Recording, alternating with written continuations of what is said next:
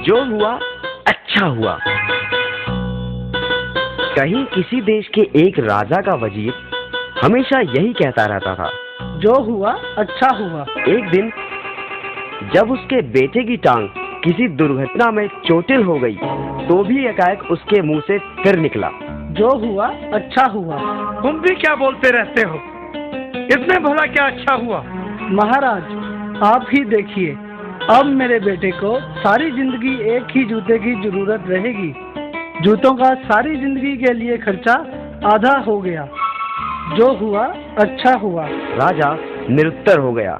परंतु जब एक दिन राजा तलवारबाजी का अभ्यास कर रहा था, तो अचानक उसकी एक उंगली कट गई। उंगली से खून टप टप बहने लगा। ओ माँ, ओ परमात्मा, हाय! उसका हाल बेहाल था। वह दर्द से छटपटा रहा था कि तभी वहां खड़े वजीर के मुंह से अपने आप निकल गया, जो हुआ अच्छा हुआ। अब तो राजा का गुस्सा 7वें आसमान पर पहुंच गया था। उसने हुक्म सुनाया, इस बेवकूफ वजीर को कारागार में डाल दिया जाए। और फिर वजीर को कारागार में बंद कर दिया गया। राजा का दरबार फिर उसी तरह लगने लगा।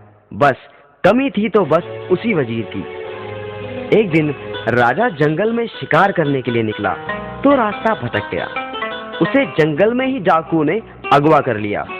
वे डाकू अपने देवता को खुश करने के लिए उसकी बलि देना चाहते थे। वो राजा को अपने पुजारी के पास ले गए। जब उसकी बलि देने के लिए तलवार उठाई गई, तो अचानक किसी की नजर राजा की कटी हुई उंगली की तरफ आन पड़ी। वह बोला, सरदार, ये हम क्या कर रहे हैं? यह मानव संपूर्ण नहीं है। इसकी तो एक उंगली कटी हुई है। बलि देने के लिए तो पूर्ण व्यक्ति की जरूरत होती है। इसलिए राजा को छोड़ दिया गया। वह वजीर के पास पहुंचा और वजीर को छोड़ दिया।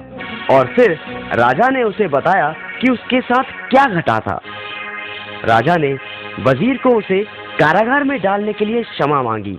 वजीर बोला, मैंने तो आपको कहा ही था, जो हुआ अच्छा हुआ।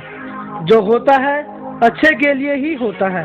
मेरी बात तो ठीक है, परंतु तुम्हारे साथ तो जाती हो गई। नहीं महाराज, अच्छा हुआ आपने मुझे कारागार में डाल दिया। यदि आप ऐसा ना करते तो शिकार के वक्त मैं आपके साथ होता। डाकू आपको तो छोड़ देते, परंतु मेरी तो बलि चढ़ जाती।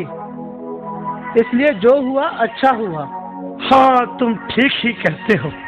जो होता है भले के लिए ही होता है।